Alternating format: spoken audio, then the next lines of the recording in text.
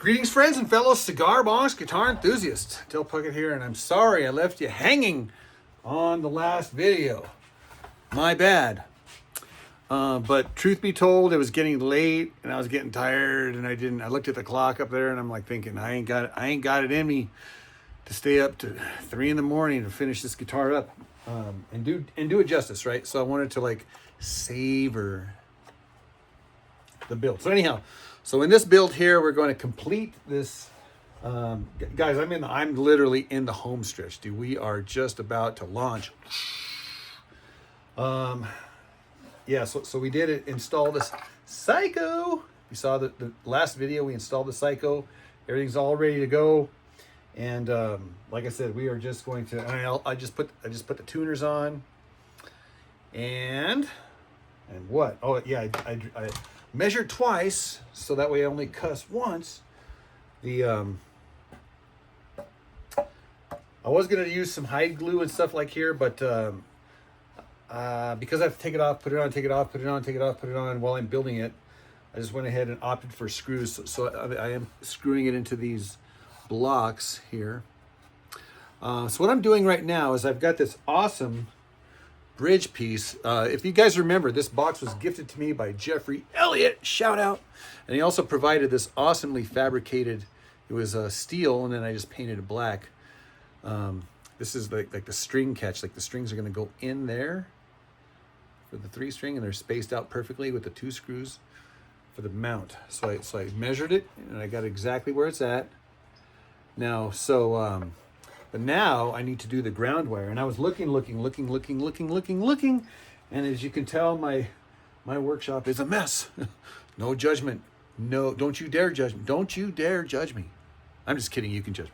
This is so I know I had one of these hanging on my board back there. This is an 1/8 inch drill that you can use to drill long ways. And so what I'm going to do here is I'm going to drill this hole here, but at an angle, so it comes out here, so I can feed the ground wire in at an angle. It's going to come up at an angle, pop right here, and then go into the screws or touch the metal that the bridge is on. So that's the theory, and that's the story, and I'm sticking to it. All right, are you ready? On your marks, get set. At the count of 3. Ready? 3. Yeah.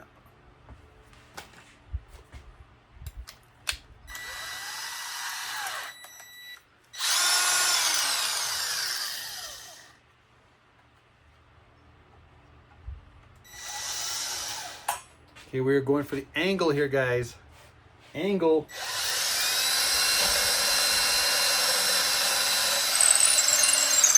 And just like that, we have liftoff. Did you know there's no such thing as a perfect cigar box guitar? It's true. And I know perhaps I'm preaching to the choir, but yeah, because every time you build one, you think, dang it, I should have, or hey, you know what, next time I'm gonna, you're always gonna, or you have to like, whoops, go. Yeah, no, this one here, it's far from perfect, even though it looks perfect. It looks beautiful. One of the problems I had after I got past a certain point is I realized that when it's all together, that these edges don't line up perfectly. I don't know if you can see this or not here, but there you can see the shadow here. So if it's lined up here perfectly, it's not lined up here. There's a little bit of a lip here, and it's kind of true in a few different places. Yeah, you can actually see a little bit of an overhang right there, even though it's lined up on this side here. So so right here, you can see that it's lined up here on this side, but there's a little bit of an overhang here. You can see that unpainted here, and then obviously here. I mean, will you be able to tell from a distance? No. Will it affect the tone? No.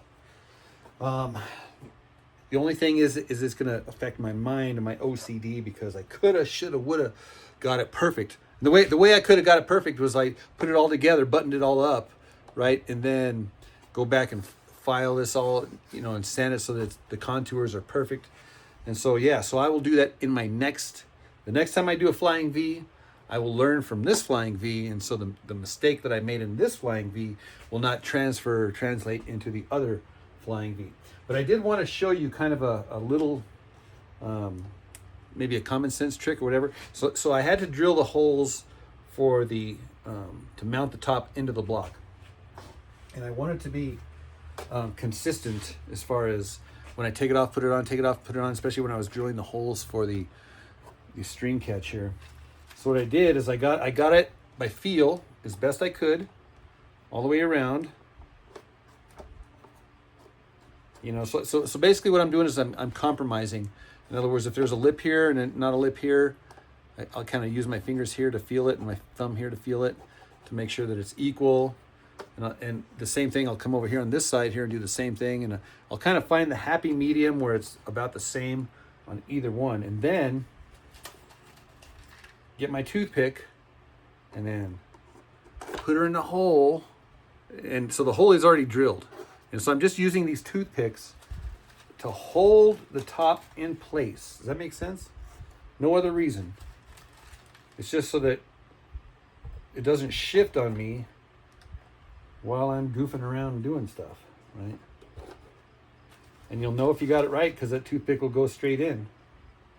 You won't have to wiggle it. So that's kind of a little hack, if you want to call it a hack, whatever. Just to now what I could do is I could go back and I could touch that underside there with black so that you don't see the wood. Because this is painted black and this is painted green, but because it doesn't line up exactly perfect, you can actually see, you can actually even see it from here on the front side. I don't know if you can see that or not, but if you look really close, you can actually see in the reveal, there's a little bit of wood. Does it matter? No, it doesn't matter. Dude, you're splitting freaking hairs, dude. It's like, I know. I could go back. Let me think about this. I could go back and file it, and then I'd have to repaint it again. So it's like, never mind. Okay, yeah. So we're just gonna live with the fact that it's not 100% perfect right here. It's like wah.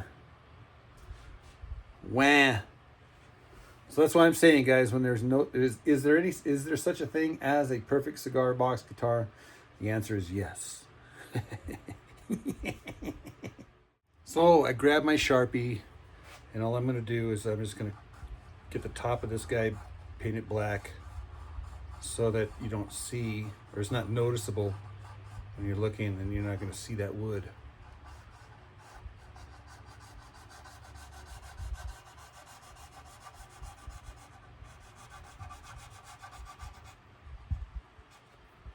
That's pretty much it. How simple is that? I'm just about ready to button it up, and I wanted to point out a few things. And so I'm going to use this 1/8-inch foot-long drill to point out a few things. So first off, the ground wire coming up here through this hole. The ground wire is stripped here, and it's going to be in contact with the screws that go in the string catch piece on top. So that's my ground. And it goes through here at the diagonal and comes up, and it is soldered to the ground lead of my potentiometer here. So again, the back of the potentiometer is the home base. It's the hub for all ground. Everything is grounded to the back of this potentiometer here. The other thing here is I have the hole drilled here for the jack. And then I also have this little battery compartment here. And again, I get these at the cbgitty.com. Ding. These things are cool here. They're little plastic little mouse traps. And they have the little gap here for you to put the little battery tab in. The thing is that you got to put the tab in first, but then how do you get it in? So this is the hack on this one, guys. Here, so you put this guy through first, then you put it into your thing here. Put it in the little slot. This way it doesn't get lost and it doesn't like fall inside your guitar is like a little capture in there, so it doesn't like fall into the abyss, never to be seen again. But this way you can put it in the slot here. Now we're going to screw it in place. But that way, that's the only way to get it in there. I've in the past I've made the hole bigger so it could fit in, but that's the hack right there. So if you ever have to do this, then I would recommend you do that. Does that make sense? And then finally, before you button everything up, I suggest getting yourself some zip ties, aka wire ties. They come in all different shapes and colors. I got blue ones, clear ones, black ones. Like I said, we got every color represented here. Why do I recommend this? Well, guys, in the future, somebody's going to open this thing up, and it's just nice and neat to have everything nice and neat. So what you can do with these wire ties is you can use them to tie up and make everything nice and tidy. Get it? Tidy? Whitey tidy? That's a whitey tidy right there. So we are ready to button this thing up. Everything's good. The ground wire, double check. I'm going to do one more little sound check just to make sure everything's good, make sure my ground's good. And then when that's the case, then we're going to button this thing up, and then we're going to string it up and tune it up and tear it up. Yay! So I found these awesome screws. They're about an inch long. So they're perfect for screwing in here, but they have this little head on it. Can you see that? Little half round on the top. It's a little bevel. So I don't want them to stick above. I want them to be like recessed a little bit. So what I do is I'm going to countersink this hole. So what I do is I get an oversized drill, and then I get it so it's spinning backwards. Make sure it's spinning backwards, right? And then don't push down. Just let the weight of the drill kind of do the work, right? What it does is it creates like a little recess hole there. You see that? And that way your screw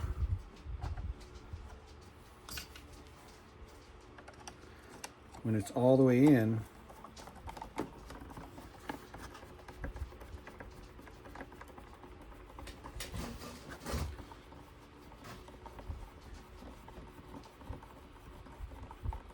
now I could go a little bit more, and I probably will.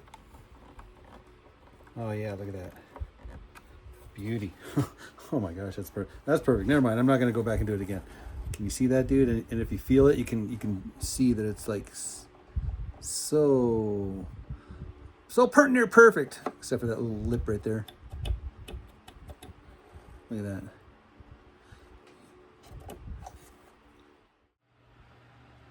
So I carved a little saddle for it. It's outside drying because I spray painted it black. We got a speed knob for the Psycho, and then a regular volume control knob for the volume control. My next little dilemma was, how am I going to put a strap button on here, and then how am I going to do it? Hang it. So I got to thinking, and so what I ended up doing was drilling a hole. I don't know if you can see that hole right there. You can see some light through it, maybe right here.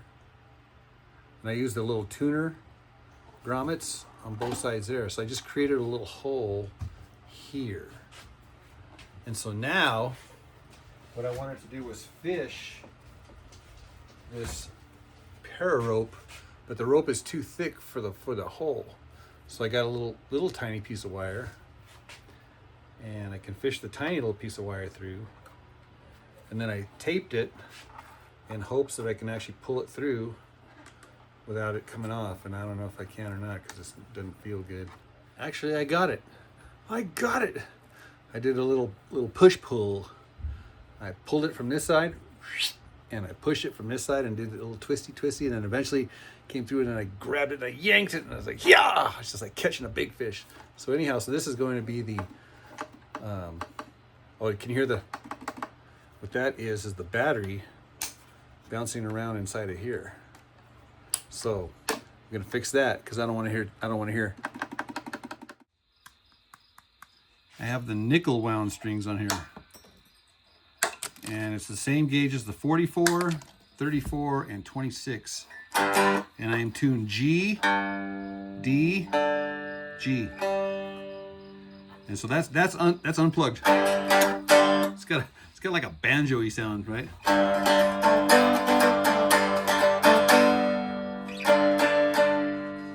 So I've been playing around with the intonation, and that means tilting this guy back and forth and sliding it up and down.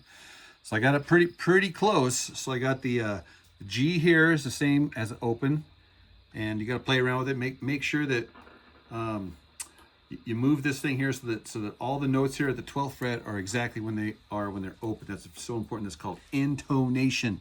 Repeat after me: intonation, intonation, intonation. And that is, again, adjusting your saddle so that your harmonics and your fret, all your notes line up all the way up. And you can double check way up here and make sure that it's a G. It's a G here at the double dot, and it's also a G at the triple dot. Okay, so this is the sound when it's clean. Now, just so you can see, I have everything is off. The gain is off, effects are off, everything is off, and I have the volume just got the volume up. So the only thing that's up is the volume. Look how dirty this amp is. Ready?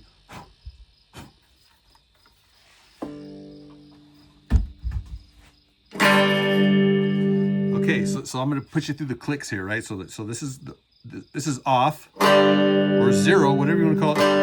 Here's the first one. So you can hear it breaking up a little bit. It's number 3, number 4, and then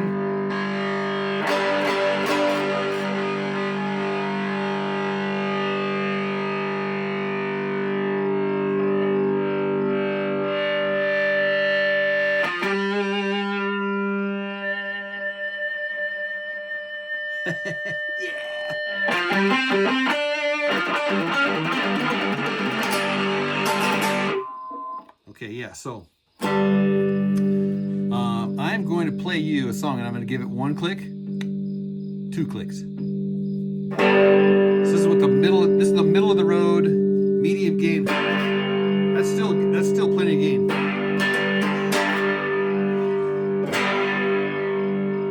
See if you recognize this song. Okay, I'm not going to edit out. If I screw it up, it's okay. We're just going to go with it.